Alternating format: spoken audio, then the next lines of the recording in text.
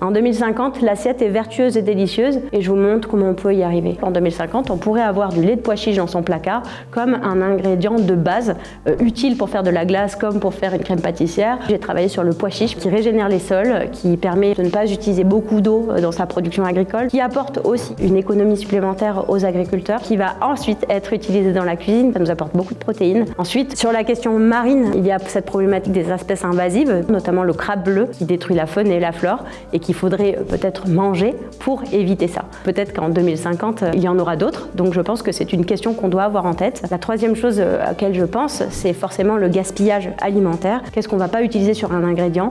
Le réfléchir dans notre recette. Sur un pois chiche, on va pouvoir faire de la farine, on peut avoir de la semoule, la peau, on peut l'utiliser. L'eau de cuisson des pois chiches devient un ingrédient majeur aussi dans notre cuisine, puisque en fait, il peut être travaillé de la même façon qu'une albumine d'œuf, et donc on va pouvoir le monter, faire des mousses au chocolat, mais pas que, on peut faire de la mayonnaise végétale. Donc en fait, l'assiette de 2050, c'est cette assiette de conscience vertueuse et délicieuse.